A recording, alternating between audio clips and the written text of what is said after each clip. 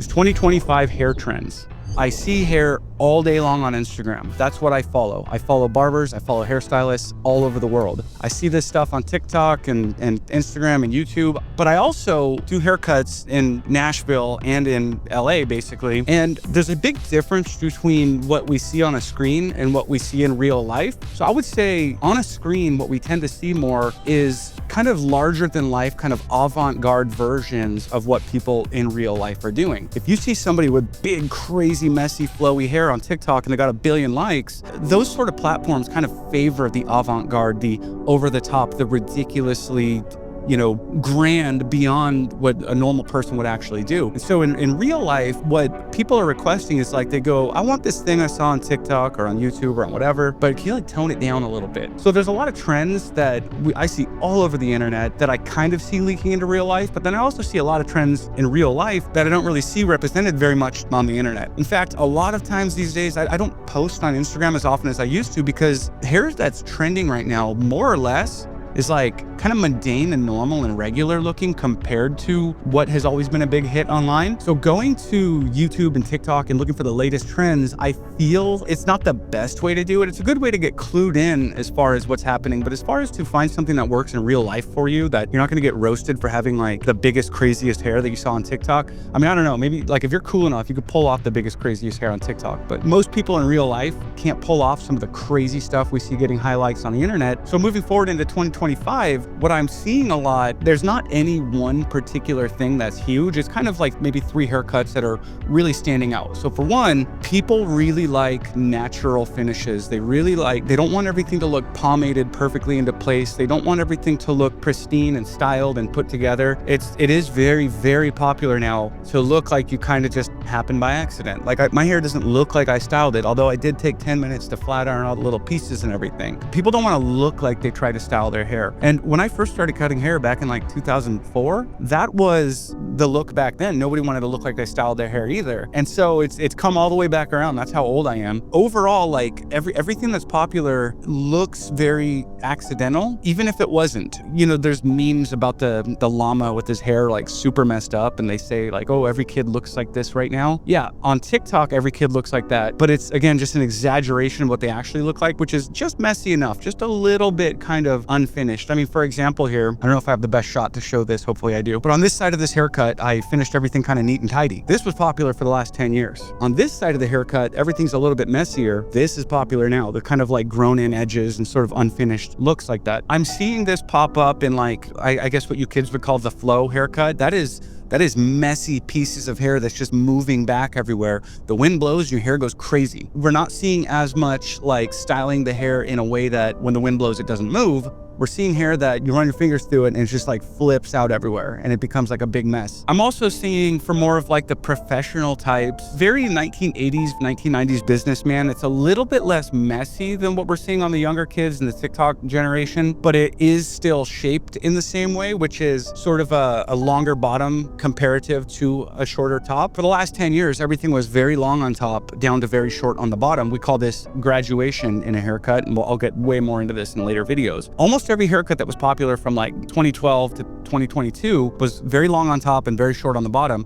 And a haircut like this has a very clean silhouette, and it doesn't move that far out of place. It can't be that messy. But what we're seeing now is shapes that are, this haircut right here actually is the same length on the left side and the right side, but what's different is the shape of the haircut down beneath. And so what was called graduation, again, shorter on the bottom, longer on the top, has been popular for like 10 years. What's popular now is layers, where the hair on the bottom is the same length as the hair on the top, if you were to pull it out this way. And so when they fall, the hair on the top doesn't pile up on the hair on the bottom to push out. What it allows to happen with the hair is when you run your fingers through it, when the wind blows, when you do things, your hair moves. So across the board, 19 to 30-year-olds, they kind of want a really messy version of that right now. 30 to 45-year-olds, I'm getting, they want that shape, but they want to run a comb through it so they can go to the office. But I would say like mid-length and longer hair is very, very popular. And on the flip side, the people who have always kind of kept their hair short and are continuing to do so because it just works well for them, they're moving away from tidier finishes and they want more rough edges and softer edges. They want the haircut to look a little bit more grown in. So here's the thing is, when you get a haircut haircut, you cut every hair to the exact same length, that really clean, tidy line along the hair, it subconsciously, it signals to us, we look at it, we go, that's a fresh haircut. But as hair grows back, it doesn't all grow at the same rate. Some hairs will grow a little bit faster than the rest. And so a haircut that's a few weeks old won't have a clean straight line. It's gonna have longer hairs and shorter hairs all mixed together. We can do this on day one with a haircut by texturizing the hair. So when you texturize the hair, you have your structure of your haircut and you cut some of the hairs a little bit shorter, which makes the hair look a little bit grown out. So that is a very high request with 25 Trends, is they want the hair to look a little bit grown out or texturized, which is not always exactly the same thing, but it's similar. It's kind of like all thumbs are fingers, but not all fingers are thumbs. When you texturize the hair, you're varying the lengths of the hair so it doesn't look like a fresh, clean cut, and it allows the hair to move, because the shorter hairs are going to be more rigid. They're not going to want to move as much, and the longer hairs are going to create the silhouette of the haircut. And so by having them all mixed in there together, you can have hair that moves really, really interestingly, to where if every hair is cut to the exact same length, then they all move the same way. And you know, if the wind blows and you have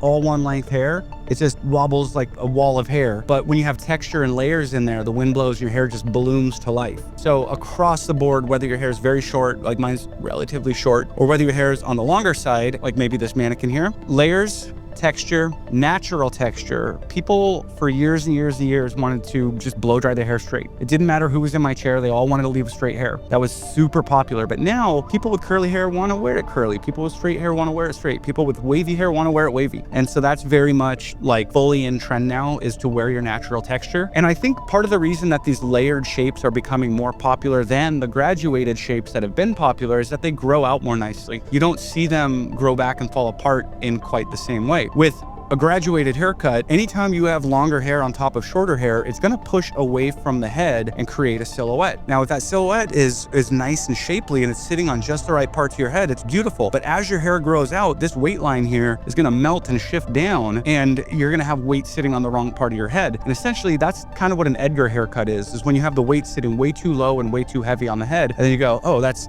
an Edgar. So as a graduated haircut grows back, it doesn't grow back nicely, but when a layered haircut grows back, it doesn't pile up in the same way, and you don't see that hard silhouette start to melt downward. So if I take this haircut, which is actually two haircuts, hopefully, obviously, this side is graduated, this side is layered. If I comb this down, you can see that all the density of this hair pushes out here and creates a nice shapely corner there. That's what grows out and falls apart when you graduate your hair. If I brush this side straight down, if I comb this straight down, you'll see that it sits much flatter to the head. It's not going to push out and create as much of a pronounced shape. And so if you've been in the process, and we have a whole video about this coming up, and I'm probably just gonna repeat myself there. I'm so sorry, On Point Fresh, have fun with this.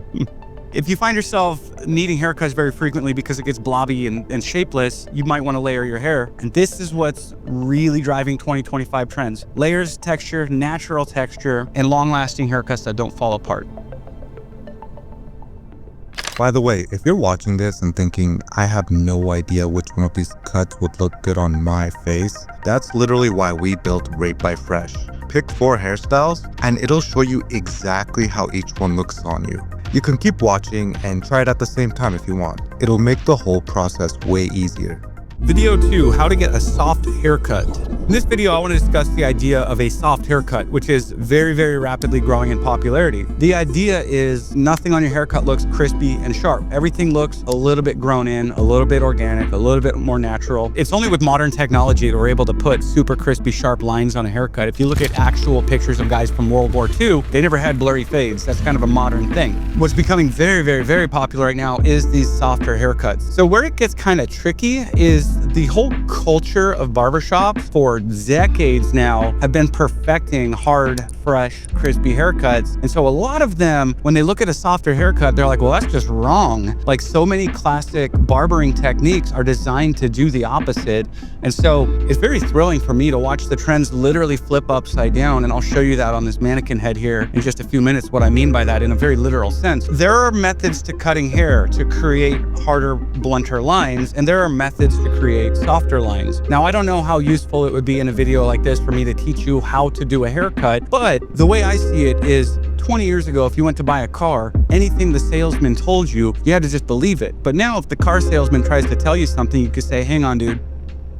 you're lying. And you can kind of get a better deal on a car because now you're able to go check the market right from your phone. And I kind of feel like if I can inform you a little bit about just how hair cutting works, it can help you to understand what you're getting from whoever's cutting your hair. So in hair cutting, one of the big principles of hair cutting is elevation. I actually have a video that demonstrates this pretty simply and pretty quickly on my YouTube channel. If you were to look up the simplest thing could be wrong with your haircut. But basically, when you get a lineup, something your barber's gonna do right before he lines you up is he's gonna grab his brush and brush your hair straight down instinctively. He's just gonna do it automatically, because if that hair is laying straight down when you cut it, you're gonna get the bluntest, hardest line possible. Now, if I take the hair and instead of pulling it straight down to cut it, if I pull it out at 45 degrees, we're gonna get something called graduation, which I touched on in the last video. And with graduation, what we wind up with is hair that's shorter on the bottom and longer on the top. And so you get this kind of nice like triangle shape, which when tailored to the head can be very attractive and very nice. With graduation, you have a little bit less weight, a little bit less hardness than you would have with zero elevation. So if I pulled this hair straight down and I cut it right here, it would be a literal bowl cut. But by pulling it, this is actually graduated on this side, by pulling it out to 45 degrees and cutting it, it has weight like a bowl haircut would, but it is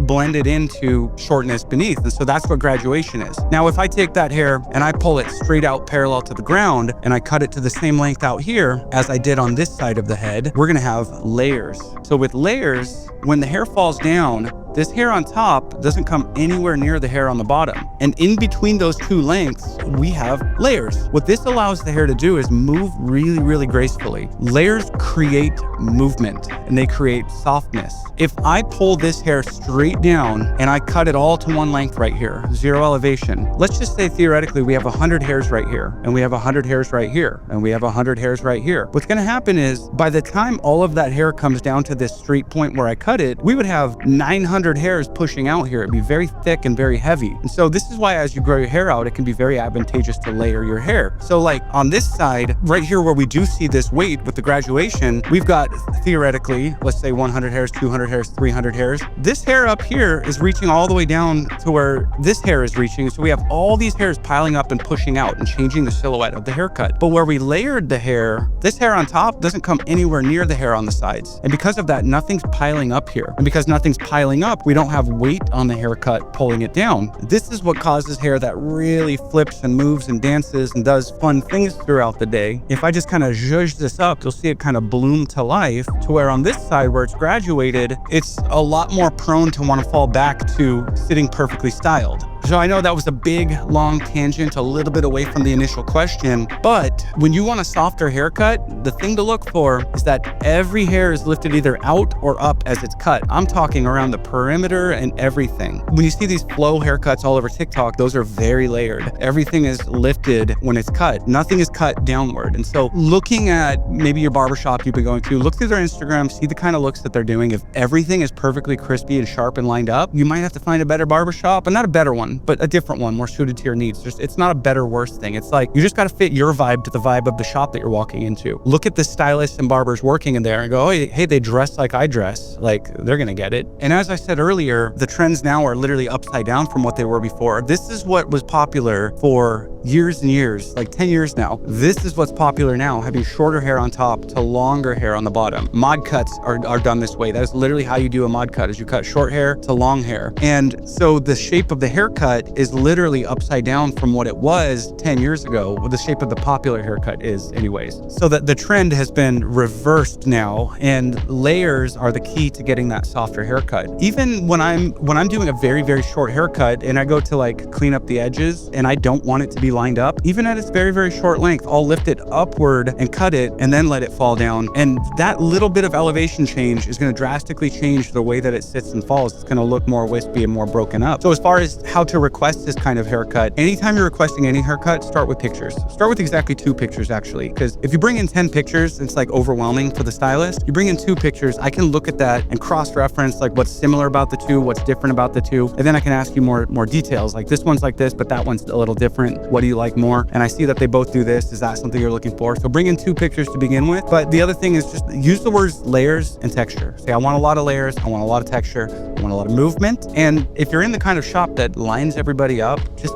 ask if they can skip the lineup. One of the ways that we do this and make it look really good, actually, to sort of lift the hair out of the way, buzz off the fuzz beneath it, and then let the natural hair kind of fall a little bit, even on a short length like this, but obviously also on a longer haircut like this. You lift the hair out of the way, you buzz beneath it, and then let it fall. And then next comes detailing, whether long or short hair. If you want that soft look, a texturizing scissor is a good way to do this. If your barber or stylist is gonna go in and soften things up like this to just detail the look, that is massively helpful. So this texturizing scissor removes some hair, but not all the hair, and it just softens everything up. This is the kind of thing, you know, if you're in a shop that more or less kind of they're like a volume shop, they're like I need to do the fastest haircuts, get people in, get people out, and they're earning their living by doing a lot of haircuts, they might not be taking the time to do this kind of detailing. But when you go to a shop that is more of I guess typically higher end, where they're going to spend more time on the details, this little bit here makes a world of difference. Once the haircut is dry and complete, they're going to go in around all the edges and detail it as needed. That's what leads to these softer haircuts. You can't like do like a quick buzz cut and then just stop and then go, okay, now it's a soft haircut. Like you have to kind of soften it up. You have to layer it. You have to go in and put in the texture. And again, that is varying the length throughout the hair so that it does look a little bit more softer and a little bit more grown in. Start with 2 pictures, use all those buzzwords I mentioned a second ago, and then just pay attention when they're cutting your hair. If they're not like going in and detailing the edges, if they're pulling things down and cutting it, you might have to go try another shop. Check Yelp, check YouTube, check Instagram, and ask people around your area who have cool hair, like where do you get your hair cut? And they could probably do it better, because you're probably going to get a better result from somebody who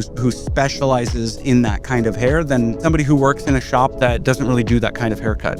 Let me show you something real quick, because this is the part most guys get wrong. So inside my app, Rate by Fresh, there's a feature called the Perfect Hairstyle Finder. It analyzes your face shape, your proportions, and even your eyebrow to hairline distance. And then it generates the style that fits you best. Or if you want options, you can pick 4 hairstyles and preview all of them on your actual face. I built this because I kept seeing guys choose hairstyles that don't match their features. This helps a lot. Try it out at ratebyfresh.com.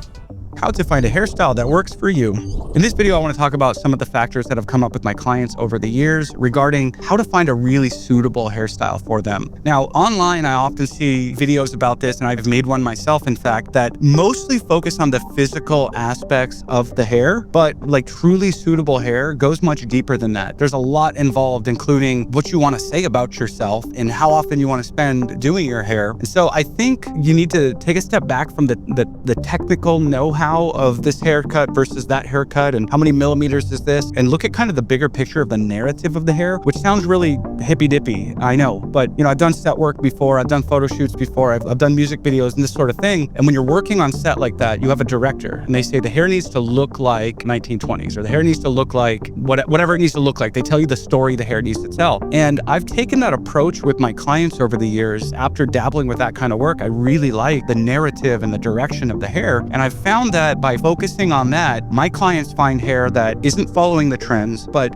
I would say in a lot of cases is setting the trends. You can't be a trendsetter if you're following trends, but something all trendsetters do is they think about what's going on in here, and they find something that's suitable for who they are. And I think that long before you need to start measuring your head and what your head is shaped like, long before you need to look at a face shape chart, you need to figure out who are you, what are you trying to say with your hair, and then you got to find a stylist who can operate in that manner, or talk to your stylist in a way that will get them thinking on that same page. Again, sounds crazy and really hippy-dippy, but it's kind of a known thing in marketing that people buy products based on who the story they believe it tells about them. I think I'm better than everyone else. I want to take what's yours and never give it back. What's mine is mine, and what's yours is mine.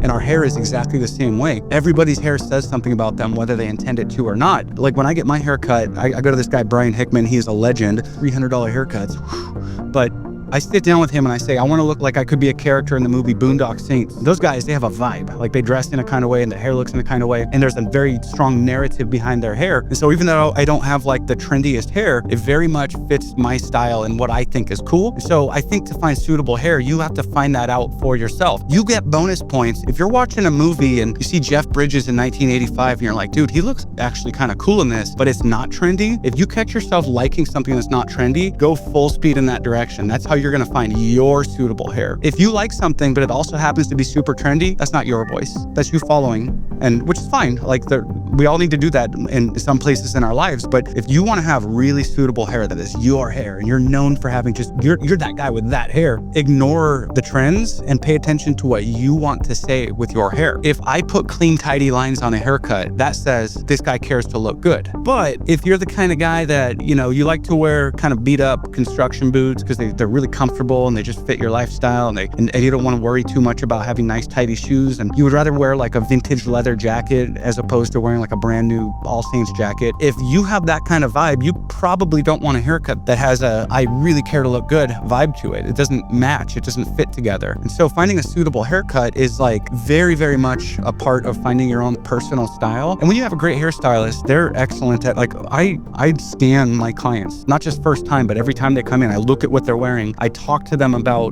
what they do for work and what they do for fun. I had this one client in particular. He's amazing. I love this guy, but he, I don't know exactly what he does. He does something with computers in an office and makes a lot of money for a very young guy. I mean, he needs to look kind of like tidy for that, but he also travels the world and goes backpacking and does adventures and things. And he wants hair that can kind of gracefully fall apart for that. And so I've asked him, do you, when you go to the mountains, want to look like a guy who left his office to go to the mountains? Or when you go to the office, do you want to look like a guy who left the mountains to go to the office? And you can imagine, as I'm explaining that, it's probably two quite different looks. Of course, where we tend to land is a hairstyle or a haircut that can be styled in either direction. It took me 3 or 4 haircuts with him before he was like, dude, this is it. And that's a whole other thing. As far as finding a suitable haircut, you can't get a haircut one time with somebody and then go, oh, well, it didn't hit the mark. Like, you kind of have to go back to somebody a couple times for them to get to know you, get to know your hair, for maybe a bad previous haircut to grow back out before it can become something more custom tailored to you. But suitable hair, I think for the most part, is usually a pretty good collaboration between a professional who knows what they're doing and an informed consumer. You watching this video, you at this point, but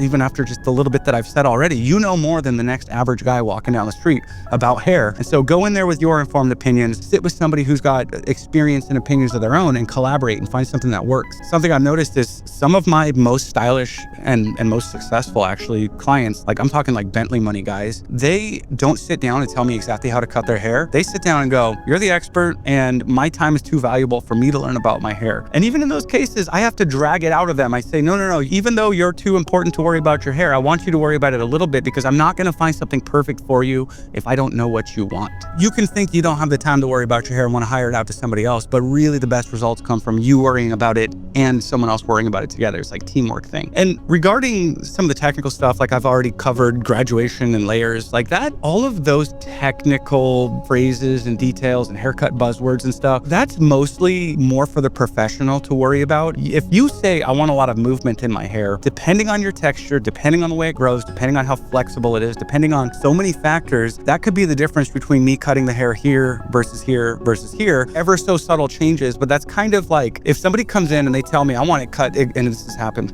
unfortunately, but I had a guy come in with a picture that he drew of what he thought a haircut head sheet would look like, but it was way off. And if I did what he was asking me, he would have looked stupid, but he was bent. He's like, I've watched enough videos. I know how this works. I want 4 millimeters here, 9 millimeters there. And I'm like, my friend, you didn't have a long wait to get in here for this appointment because I'm the best at following head sheets, but I can figure out what will work for you. What do you think this will give you? So you don't want to be too far on either end of micromanaging your haircut, because you're not going to find suitable hair that way. You're not going to find it alone. But on the flip side, you're not going to find suitable hair if you just walk in and say, do whatever you want. Like, you know, you might get lucky and you might get something suitable. And I think a lot of times people are maybe even a little bit intimidated or scared to just straight up ask their barber, like, what do you think will work for me? Something that I found about 5 years into my career, which was roughly 10,000 hours of cutting hair. And as they say, that's when you reach mastery, is after 10,000 hours of deliberate practice. A client of mine came in, and in the back of my head, I had a gut feeling about what I thought would look good. And every time a client would come in, I'd have this gut feeling like this would look good, this would look good. And I started finding that when somebody asked for what I thought would look good, I would be pumped. I'd be like, heck yeah, I was hoping you were gonna say that. I think that'll look great on you. And it occurred to me eventually that that little voice in my head saying this will look good on you is valuable. That's not just an opinion, but it's an informed, educated opinion that I've developed over years and years, 21 years now. Sometimes I can quantify it and make it into like a sort of algorithm. Like I have a video, 10 steps to find a suitable haircut. And that more or less is kind of breaking down what's happening internally here. But it is very much a gut thing that I think experienced stylists can offer you if you ask for it. A lot of times we are afraid to offer it because there's kind of a belief in parts of our industry that if you tell the client how they should do their hair, then you have an ego. But I don't tell people, hey, I'm only going to cut it the way I want it. But I make sure with every client in the chair, whether or not they ask for what I kind of think would look good, I still tell them I think this would look good also. And I just run it by them and I'll break down why I think it'll look good. I want to touch a little tiny bit on face shapes because I think it's like heavily misunderstood. Everybody thinks that they have a round face. Everybody that I talk to online, they're like, oh, dude, I got a round face. And like, we all think we look like Cabbage Patch Kids dolls. But the whole face shape thing, I think, is so mistreated and misunderstood. It's not as simple as like, you have a diamond shaped face, so get this kind of haircut. There are key features on everybody's face. You have a cheekbone, even if it's hiding somewhere under some skin. You have a jawline, even if it's hiding somewhere under some skin. You have these corners and angles on your head. You have what's called a parietal ridge. That's the widest part of your head. If you look at the shape of your head, it comes out to a point and then it starts coming in. And so we have that wide point on our head. We have the highest point on our head is called the apex right here. And so everybody has these key features and points on their face. And as far as like, how do I find a haircut that fits my face? When you learn how to cut hair, if you're doing it right and well, when you choose these angles, you're looking at cheekbones and jawlines and trying to emphasize them and build off of them. When you do a graduated haircut, again, as we have on this left side here, which builds up weight, you want to be sure that that weight is sitting on what's already naturally the widest point of the head anyways. If it's too high or too low, it just looks a little bit off. And so as far as like, hey, look at my head shape and tell me how to cut my hair, it's like, I'm going to find the widest point of your head. And if you want what is going to be a graduated haircut, that's where I'm going to put the graduation. And so not that I won't put a high fade on somebody who has a low parietal ridge, but I will tell them it's going to look better if we go a little bit lower. And at the end of the day, they're the boss. I'll do what they want. But I don't think putting a high fade on a low parietal ridge is suitable. So another big key thing is like where this apex is. That's the highest point of your head. If the apex is considerably higher than your hairline, really tall hair actually looks very good. But if the apex is like barely or no higher than your hairline, then shorter, smaller hair tends to look good. And if somebody wants to break that rule, like I'm not going to stop them, but it tends to be more suitable if you are balancing things to that shape in that way. How to grow out your hair. This is a fun topic because it's been very, very popular lately. Everybody's growing their hair out. And there's a lot of myths about growing out your hair, like an awkward stage is necessary. But I believe that if your hair is in an awkward stage, you just need to have a better plan. So the first thing I would say to do if you decide you want to grow your hair out is find an end goal. One thing that happens often is I'll get clients who grow their hair out for a year, 2 years, and every time they come in, they're like not sure if they're there yet. And they're like, it's not doing what I want it to do. I'm like, well, what do you want it to do? And they're like, I don't know. I just keep letting it grow to see what happens. If you want to have long hair, whether it's like a mid-length long haircut or a long haircut, find goal pictures because that's going to help a ton to decide your route to get there gracefully. Sometimes you have to grow certain parts out more or less than other times to have a nice looking haircut along the way. But depending on your end goal, it's a lot easier to make those decisions along the way. For example, if you want your hair to be all long, like all one length long, like kind of like a Kurt Cobain, you know, he had a kind of a blunt line at the end of his long hair. You'll want eventually to have all this hair on the top come all the way down to the bottom, as well as this hair come all the way down to the bottom. And so what you would end up with is hair that's, you know, this long here, and then hair up here that is quite a bit longer. And if that's the case, as we grow your hair out, we can continue to keep the sides shorter as the top catches up, because we're going to eventually need much more length on top than we do on the bottom. However, if you're looking at long hair like Tom Cruise a couple times has had a really cool long layered haircut, and Bradley Cooper has really cool long layered hair. With a layered haircut, this hair on top isn't going to hang all the way down to this hair on the bottom. So if this hair came down to here and this hair came down to here, you have layers in between. If we know that your end result is layered hair, then we're not going to keep the sides tidy as the top gets longer, because we need the sides to eventually be long too. So most very short haircuts are kind of built off of a square shape. It's what's called square layers. And so this is like side part, slick back, pomp, all of those sort of shorter haircuts. It's all built off of square layers, meaning if I pull the hair up here, it's going to come to a square shape. This particular head was a little bit short in front before I started on it, so it doesn't quite have fully square layers there. But most short haircuts are that. It's square here and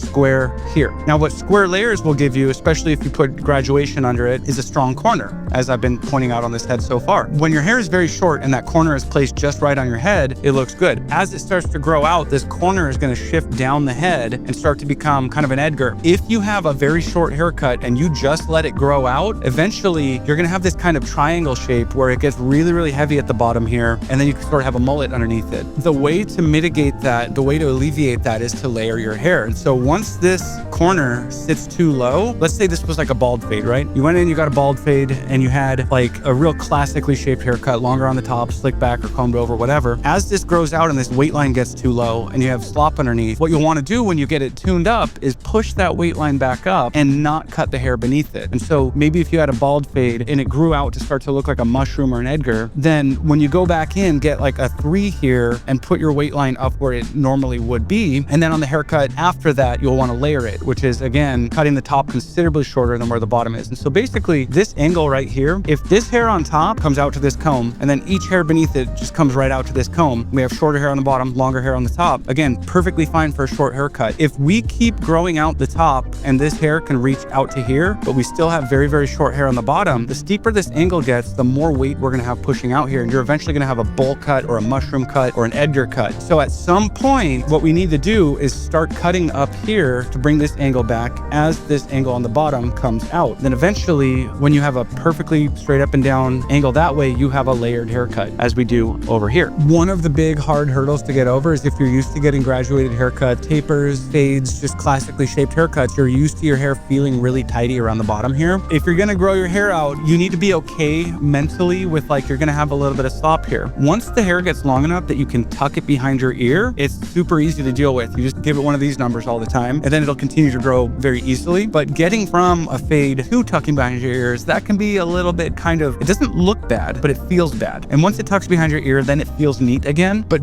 keeping your weight up here controlled as the bottom grows out until it can tuck behind the ear, that's what's gonna make your fuzzier, longer sides look okay as you grow out your fade. Now, a haircut like this, what I have on this side here, the square layers up the side, if I didn't cut this and it grew out for a year, it would just grow really nicely into long layered hair. It would barely need trims along the way. If you're starting from something more like this is gonna need a lot of fine tuning to look good along the way. So if my client came in and had hair like this and said, I wanna grow it long, can you help me get there? Every time he comes in, I would not touch this hair on the bottom and I would keep pushing this weight back up until eventually we have that layered shape and then we can let it all kind of go out. Now here's the thing too, you might feel like you have a mullet at some point. Like this looks a little bit mullety here. And this hair at the bottom is actually not any longer than this hair right here, but it hangs much lower because where this is growing from is here. Where this is growing from is here. And so because it's growing from lower, it looks a lot longer. If you don't like those mullet vibes, sure, come in and have this trimmed up along the way, but within reason. If this is super long and then suddenly it's blunt on the back, you'll feel like you have a woman's bob haircut or like Lord Farquaad. And so at some point, feeling like you have a little bit of a mullet, which is actually very cool right now,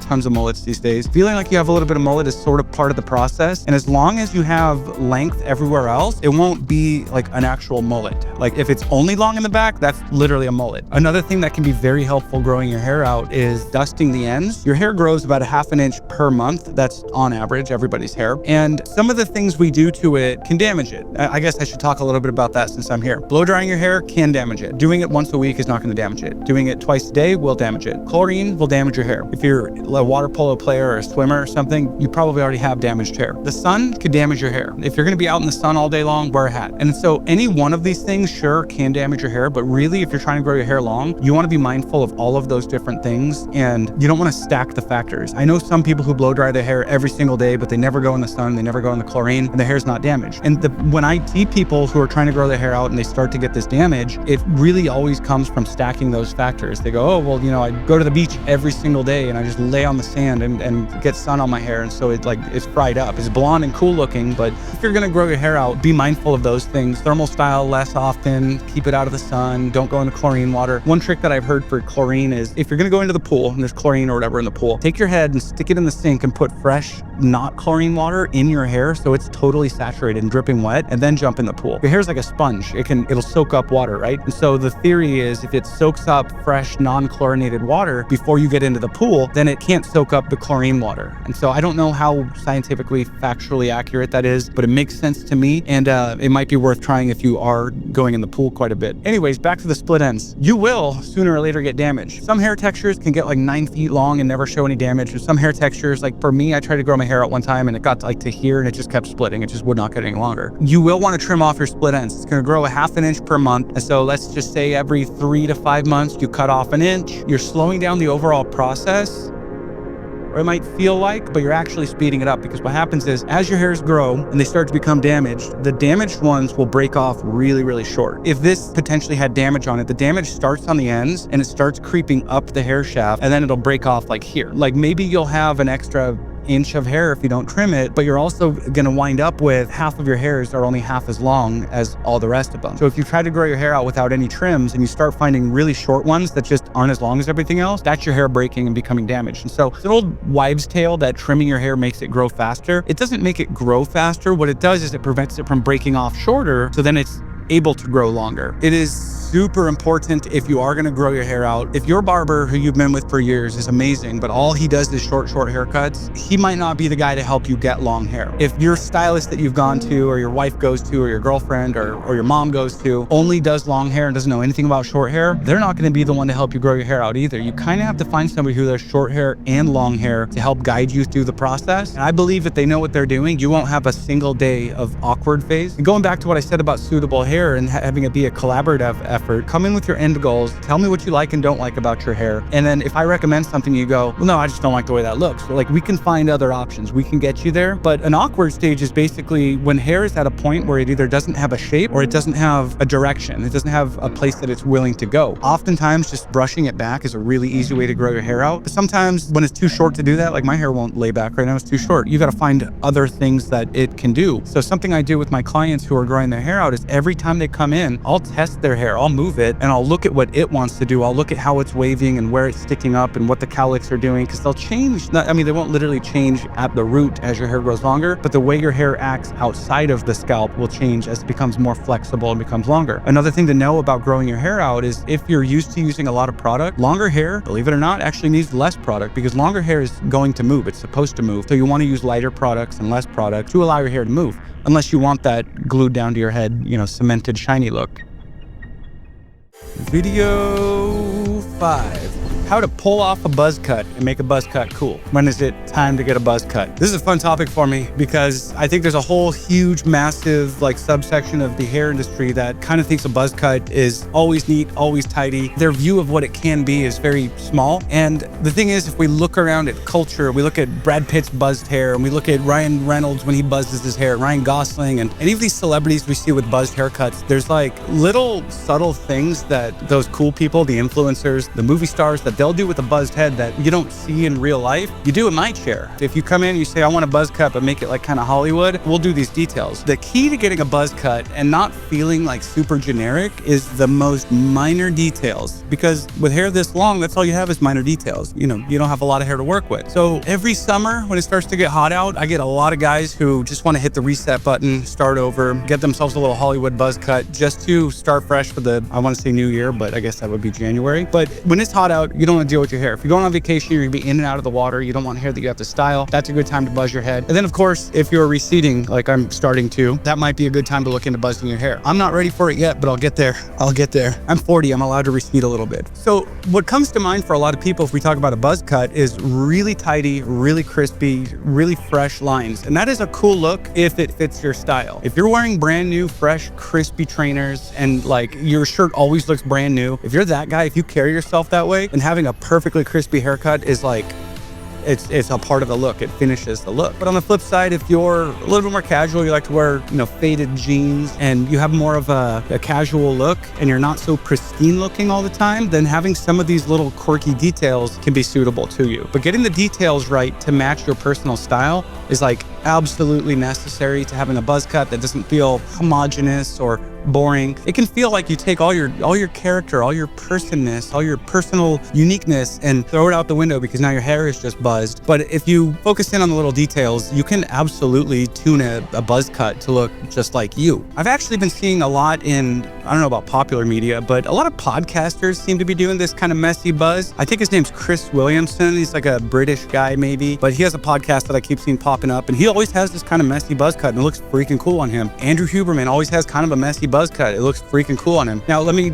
also state, as I talk about buzz cuts, there is like this kind of gray area where it's like, is that a crop or a buzz cut? And it's kind of both at the same time. I don't want to get nitpicky about definitions and terms here, but sometimes a buzz cut and a crop are like 1 degree off from each other. It's not worth arguing about. But if you do feel like it's time to maybe try getting a buzz cut, again, look at yourself, look at your style, look at the statement you want to put out to the world. Do you want to look like that guy who goes to the barbershop every 10 days to get his perfect clean haircut because you're on top of everything? Because you can get a buzz cut that says that. If all the lines are perfect and neat and tidy, your buzz cut can say that. I'm on top of my stuff. But if you're the kind of guy who wants your buzz cut to say, dude, I don't sweat the little things, I just kind of like buzz my hair real quick in the backyard, like Brad Pitt in Fight Club, where it looks like, you know, he buzzed it in the bathroom sink, that's a look, that's a vibe. And if that's what you want to say, figure that out before you go to get your hair buzzed off. I wasn't really planning on cutting hair on camera for these, but it might be advantageous in this case. The tools that you use have a lot to do with the kind of buzz cut you're gonna get. A clipper is made to cut everything really, really uniformly. Each hair is gonna be exactly the length of the hair next to it. And typically, if somebody's gonna pull out a guarded clipper like this to do this, they're gonna take a bunch of passes, as I'm doing, to make sure that everything's very uniform. They're gonna cut against the grain,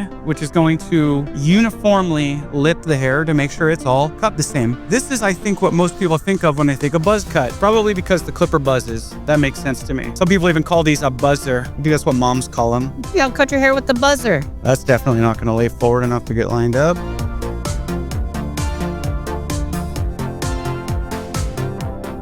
I didn't realize this head had a weird hairline before getting started on this. When you look at Brad Pitt, Ryan Gosling, Ryan Reynolds, all those guys with their slightly messy buzzed heads, I have a hard time believing they walked into the corner barbershop and said, yo, give me a number 3 all over. I bet somebody in an expensive salon sat there and did this. When you cut something with scissors, you get a little bit of human error in there. You can only get as perfect as you can get. And that little tiny bit of inconsistency gives us texture. And as I talked about before, texture causes hair to move interestingly because it's gonna have ever so slight varied length. And those little bits of variation in the length are gonna make the hair look a little bit more interesting than if it's cut all exactly the same. So one of the things you might wanna ask for if you're trying to get one of these a little bit more, I guess, lived in, casual looking buzz cuts is ask your barber, like, hey, are you able to do it with scissors? Now, I'm not trying to flex or anything, but not everybody can do this with scissors. Some people just don't put as much time into their scissor work because the majority of requests are, yo, give me a perfectly clean, fresh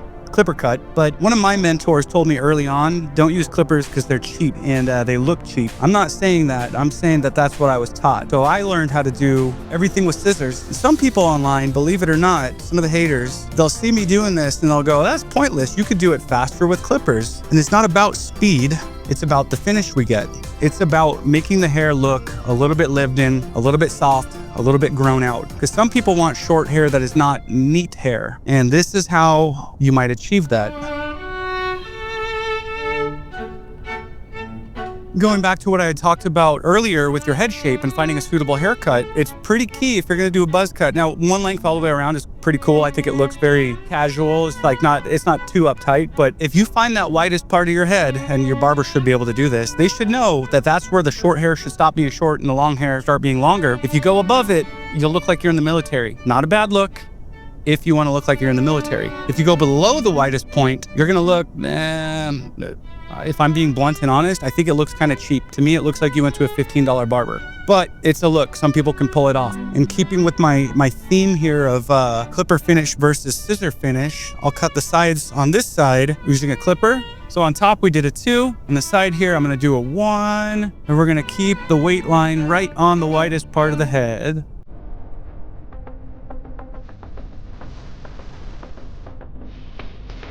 Go back with my 2 to make sure everything is really tidy. And then we'll finish this side off with a taper, just so we can have some juxtaposition to show a very tidy haircut versus a less tidy haircut.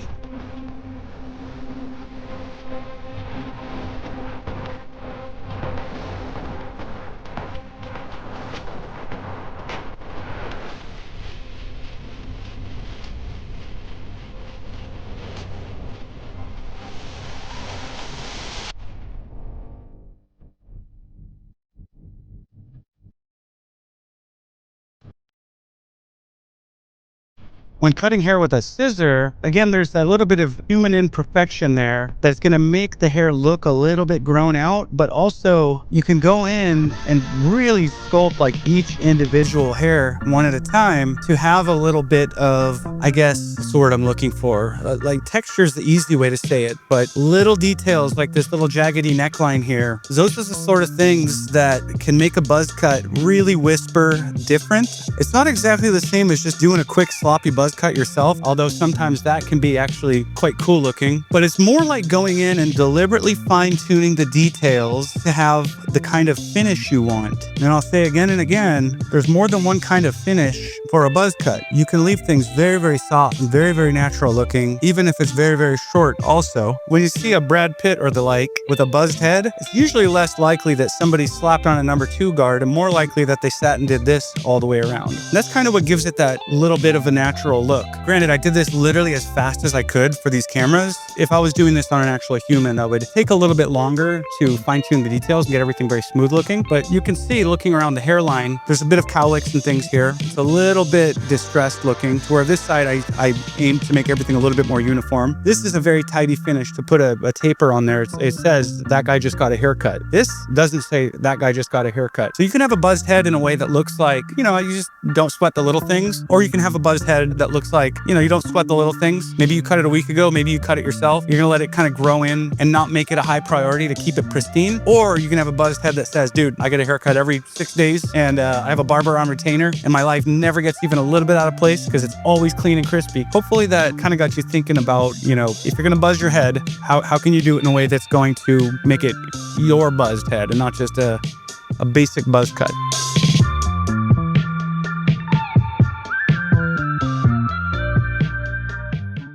How to ask for a better haircut.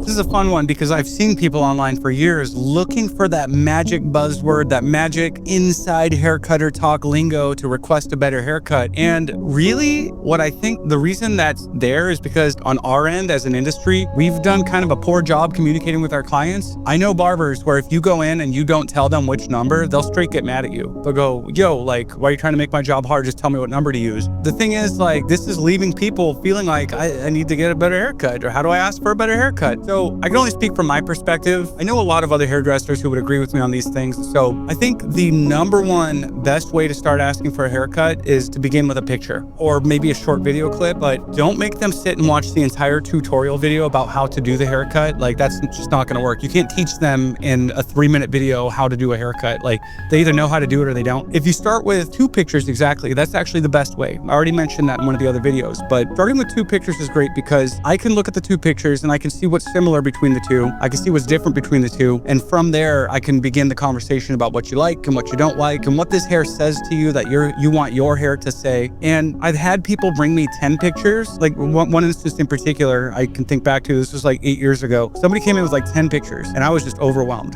Then they were like, I like this about this one. I like this about this one. I like this about this one. I like this about this one. And I was like, that's too, I could not even, and they were very, very different hairstyles. Like, some were curly, some were straight, some had mullets, some had tapers. They were all over the place. But if you find exactly 2 pictures, I'm going to be able to see what's similar and what's different, and it's not going to be overwhelming. That person who brought me 10 pictures of their haircut wound up being unhappy because while I did what was in 5 of the pictures, I didn't do what was in the other 5 of the pictures. And I'm like, my fault.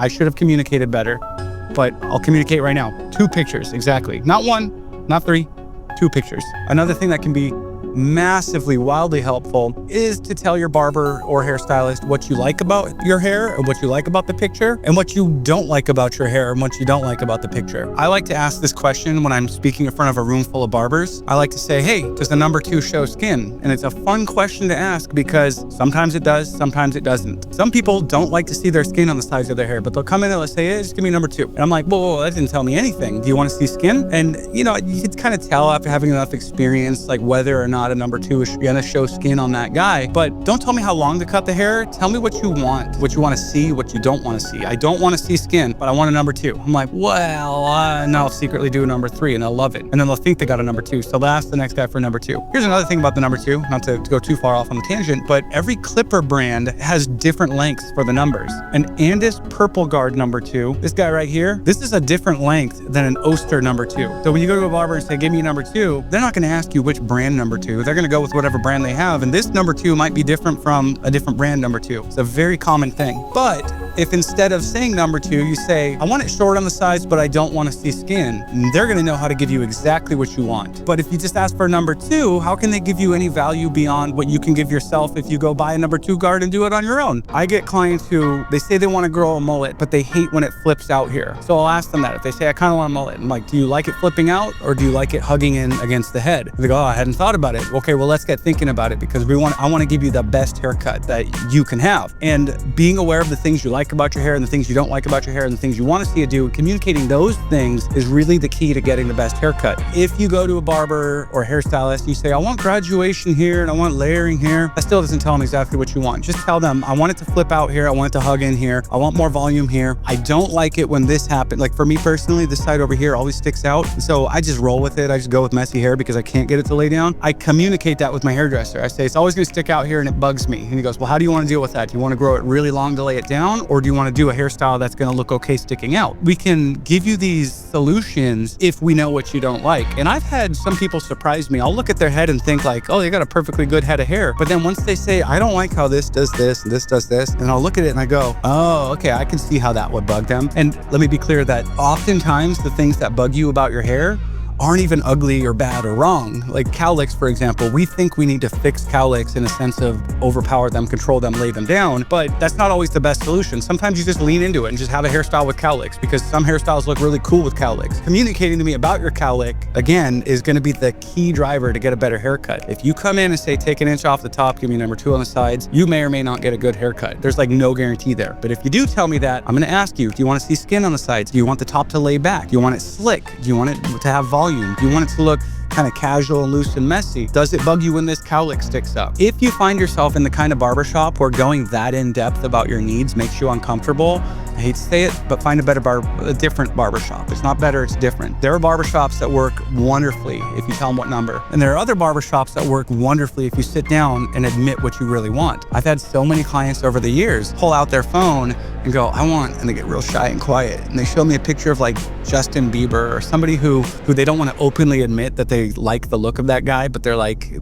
secretly, they kind of think he looks cool. And you know, I tell them like, dude, we're literally here. I'm here for you and your style. Like, don't be ashamed. Tell me exactly who you want to look like or who you think looks cool. One thing I like to ask my clients is, if I had a magic wand and you didn't have your hair and you could have anybody's hair, whose hair would you have? So that might be really advantageous as far as helping you to get your best haircut, is like, just tell the stylist, like, look, if you had a magic wand, I would want David Beckham's hair. And that at least gives us an idea of like, because what we tend to do is, and I do this myself with my own hair, is I'm like, I really think Norman Reedus has cool hair, but I don't think I can pull it off. I don't think I have it. So I don't ask for it. But just say, you know what? If I had a magic wand, I would want this kind of hair. That can be very helpful. So don't get hung up looking for the right phrasing on the internet about like, oh, well, what number is that on the sides? Like, one of the most common questions I get on my Instagram and on my YouTube is, how long is this hair? I'm like, it doesn't matter, because the head in the chair is different than your hair. Like, what matters is how it's acting, and somebody who knows what they're doing can make your hair act that way. But I think the best way to ask for the best haircut is start with pictures, list the things you don't like about your hair, list the things you do like about your hair, talk about what hair you would like to have if you had a magic wand, because sometimes the hair dryer is the magic wand. Sometimes you can absolutely have that hair, but you just got to blow dry it, and let me show you how to do it. And again, it's quite a vulnerable thing to sit down and say, these are my hopes and dreams for my hair. But the more vulnerable you are, the bigger the payoff is when you have a good stylist who meets those needs. If you kind of keep some of your hopes and dreams about your hair to yourself, you're never going to get your needs met.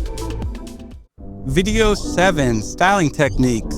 Let's cover some styling techniques. This is such a huge topic. Everybody's hair texture is different. Everybody's goals are different. And so I want to try to stick to some generalized themes here that are going to be mostly useful for most heads of hair. There's going to be a little bit of deviations here and there for different hair types and for different results. I do have back here my half graduated haircut and half layered haircut. We'll style one side neat and tidy. We'll style the other side messy. And I have here a very curly head of hair, curly or wavy, whatever you might want to call it. And what I'm going to do with this head is wet half of of it so it'll curl back up, because every time I do a styling video, somebody says, well, that doesn't work for curly hair. So we'll do a little bit of curly, we'll do a little bit of straight, we'll do some neat and tidy, and we'll do some messy. But you'll see across all of these halves of these heads, there will be some general rules that are going to apply the same to each head, but there will also be a little bit of differences. Hopefully you can take something away from this. I built my career with the hairdryer. I didn't build it with clippers and scissors. I built my career teaching men how to style their hair. And so hopefully I can do this kind of smoothly. I've never styled 3 different styles side by side before, but so to begin with, if you want wash and wear hair, meaning hair that you can just kind of get wet and let it air dry, that very, very much comes down to having exactly the right kind of haircut for your hair, and a well executed haircut at that. You know, not every hairstyle is going to be wash and wear. Most of the haircuts I do, they will have a wash and wear look that I'll show the client real quick on wet hair, but then they'll also have a more stylized kind of blow dried look. So the thing is, this is the worst marketed tool in the history of tools. We think that this is made to dry our hair. And so a lot of people either skip it or they use it incorrectly. They just dry their hair with it and they go, well, that's horrible. Here's the thing about the hairdryer. This is not made to dry your hair.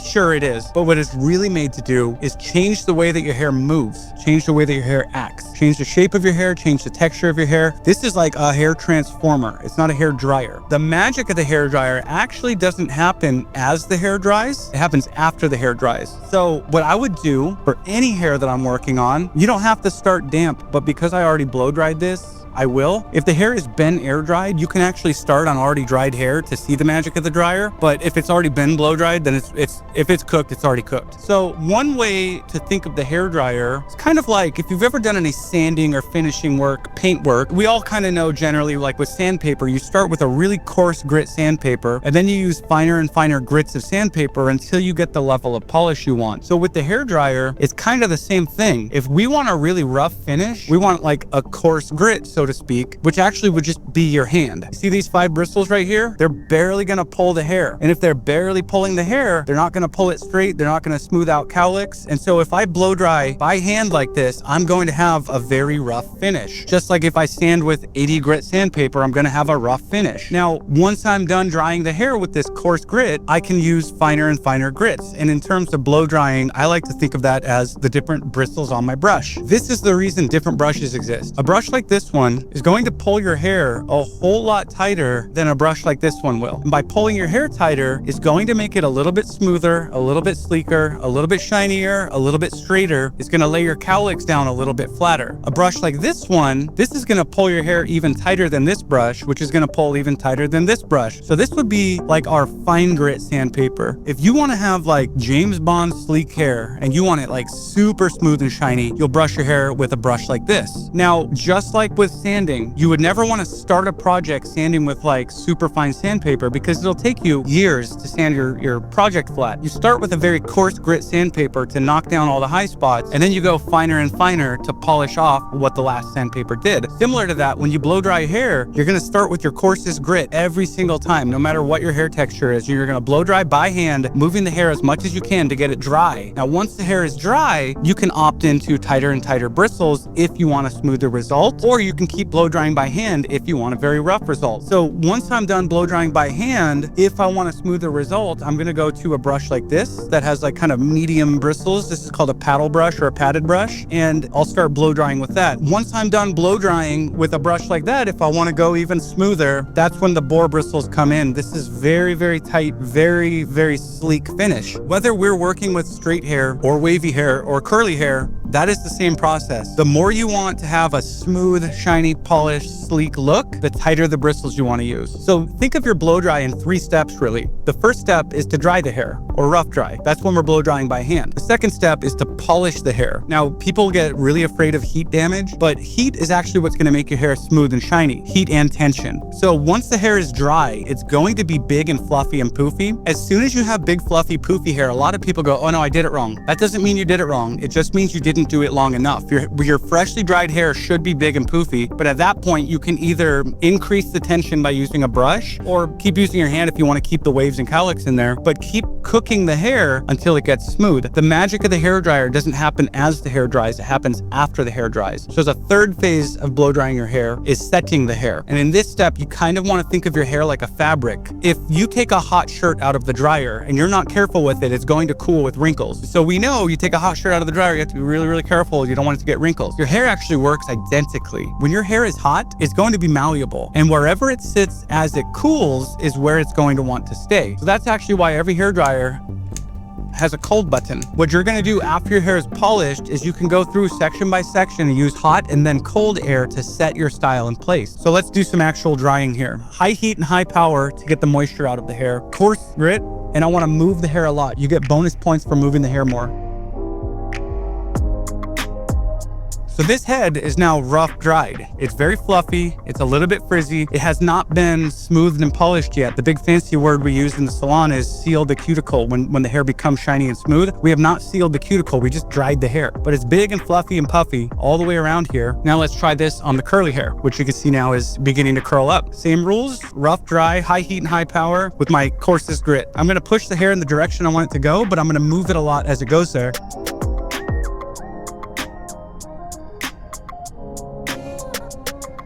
Again, freshly dried but not polished hair looks quite frizzy and puffy, but it's dry. Now that we have dry hair all over, we can begin the next step, which is polishing the hair. On this side of the head, where I want everything to look very smooth and polished, I'm going to use a brush to start to make it look a little smoother. On this side, where I'm gonna do kind of a more natural, soft, wavy hairstyle, I'm gonna continue to use my hand, which is my coarsest bristles. For this step, I'm actually gonna use high heat and low power. I don't know the exact science behind this, but what I believe is happening is when the fan is on low, the air is moving more slowly through the heating element, so it actually comes out the other side hotter. The way you're gonna get that really smooth, pretty finish is by having really, really hot air. So on this side of the head where I wanna see more natural movement and I want the hairstyle to be a little bit of a rougher finish, but still look polished, I'm going to just blow dry it by hand, high heat and low power until it looks unfrizzy. I get a lot of bonus points if I move the hair a lot during this process. Something about moving the hair a whole bunch makes it move better. It makes it separate and piece apart a little bit more nicely, as opposed to if I just do this, it kind of looks wiggy, especially on a plastic head like this. But even on a human head, one of the things that's really gonna make your style look truly kind of lived in and natural is if you actually move it a bunch. What I'm looking for while I do this is I want to see that the hair is becoming less frizzy and more shiny, which I can see it starting to do right about now. Sometimes if I want to speed up the process a little bit, I'll hold the hair and really focus the heat on the ends. Oftentimes those ends are the last part to kind of shine. And so if I take a second to really focus the heat on the ends, it'll polish them or seal the cuticle a little bit faster. The way that I like to check to see if the hair is done cooking is to blow it out of place and see how it moves. So if I push everything back, you can see it like flows really, really nicely. It's moving really nicely. But if I take the air and I move the hair out of place, you'll see that it gets a little bit jagged, like a little bit piecey. Once it has that kind of piecey finish, I know that it's done cooking. I mentioned earlier that it's a good thing to think of the hairdryer as changing how your hair moves. This hair that we just cooked all the way, it's gonna move really, really nicely. Usually at the end of a service with a first-time client, I'll mess up their hair and I'll say, you fix it. And then when they run their fingers through it and it moves back into place really nicely, they go, oh my gosh, I didn't know my hair could move like that. But a lot of guys, they think of styling their hair as getting it to sit perfectly and then staying put all day, but that kind of works for very short hair. But you kind of want to think of styling your hair as changing how it's going to move so that when you run your fingers through it throughout the day, it's going to move nicely. We see all these influencers and TikTokers and stuff doing these like slow motion videos running their finger through their hair and everything just falls into place nicely. What causes your hair to move that way is a good haircut, and then having a sealed cuticle makes it move really nicely. Over on this left side of the head where I want more of a smooth finish, I'm going to pick up my brush, just the paddle brush here, the medium grit, and I'm going to flat wrap the hair. So what flat wrapping is when you wrap the hair flat around the head. I'm going to change directions here and there, but for the most part, kind of keep things going the way that I want the hair to move ultimately. By adding this little bit of tension, everything's going to get really uniform and really smooth.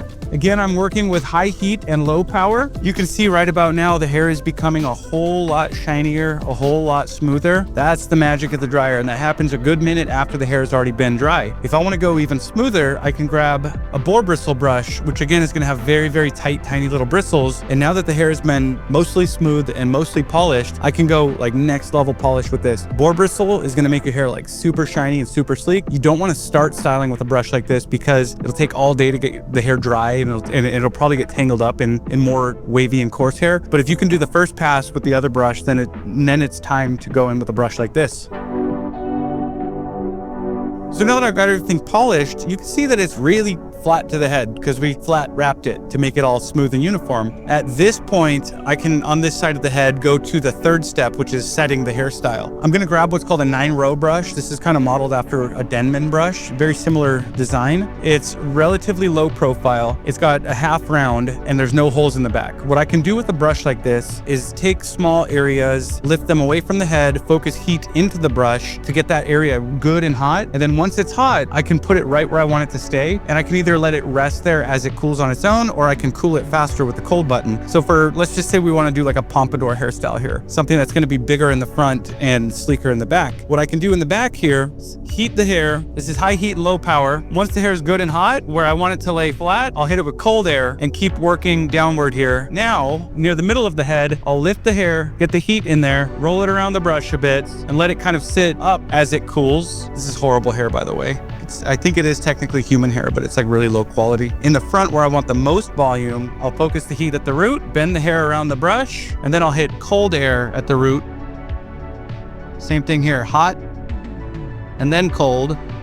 So even though this hair is pretty straight, by wrapping it around the round shaped brush and then heating it and cooling it, I can get it to take some bend in the front here. By heating and cooling the roots, I can get the front to hold some volume. So you can kind of fine tune your style that way to add volume where you want it and to put some bend where you want it. If you wanted to go for more of like, let's take this flowy side here and we'll add that like sort of 90s flip thing that's really popular. You can grab the hair with a brush like this, flip it around the brush, kind of feather it back. Hot air and then cold air, hot air, wrap it around the brush, cold air.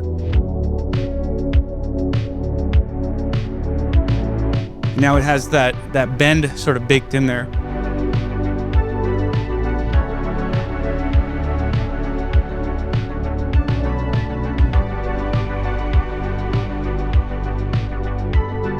Typically, if I'm styling an actual client in the chair, I'm using various products, pre-stylers, heat protectants, all that sort of thing. But when I do these demonstrations, especially on a first-time client or for anybody online, I like to do all this with no product. There's no product in this hair at all, just to drive home the point that the hairdryer can add your volume, it can create your bend, it can lay hair flat, it can straighten curly hair, as I'll do real quick here. The hairdryer is like the heavy lifter here. Your product is, it's like icing on the cake, but the heavy lifting is all done by the hairdryer. Since we've rough dried this curly hair, I can now go in with this brush to start to smooth it. And again, flat wrapping the hair.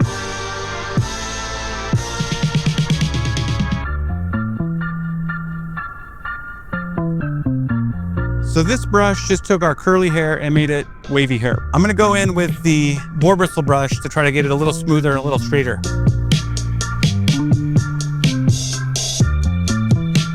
And now I can come in with the 9-row brush to start sculpting the style. Hot air, hot air.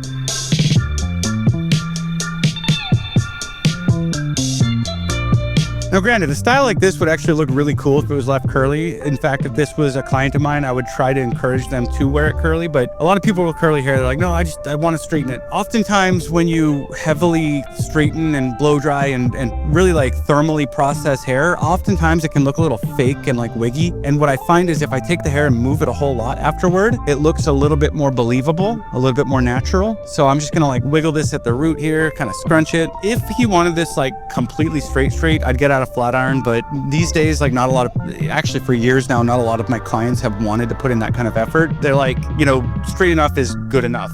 And to be honest, I think there's a little bit of natural wave in here actually looks kind of cool. There we go. Kind of the same similar process on 3 different looks. You can kind of extrapolate what was universal across the 3 looks. High heat and high power to dry the hair like this. High heat and low power to smooth the hair like this if you want a very natural result, or start working your way through tighter and tighter bristles to achieve the level of polish you want. And once your hair is polished, then you can go back with cold air to set it in place where you need to. This is like the foundations of hairstyling. Most of the time, if you're gonna see someone on the red carpet, somebody off camera did this for them. Most of the time, if you see somebody on the big Hollywood movie, somebody did this for them. If you have 2 minutes to blow dry your hair, don't do it.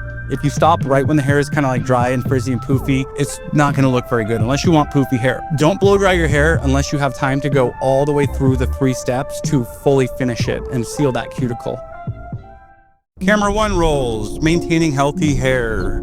In this video, I want to share some of the practical tips that I've picked up over my years as far as how to keep your hair healthy. I'm not a dermatologist or a scientist or a doctor of any kind. I'm a hairdresser. And so the things that come across my chair, they're more or less habits, routines. I'm not going to talk about serums, and I think most of the hair healthy products out there are like kind of all the same. I don't think there's any magic potion that's going to make your hair healthier, but I can share with you some of the things I've picked up over the years that I have seen work. So I mentioned earlier that the things which damage your hair tend to be factors that really, when stacked upon each other, make the biggest difference. Things like bleaching your hair, perming your hair, going out in the sun for long periods, chlorine water in the pool, thermal damage like the blow drying that we just went through. Any one of these things sure can damage your hair, but most of the time, if you're going to start seeing damage in your hair, it's from doing all of the above, more or less.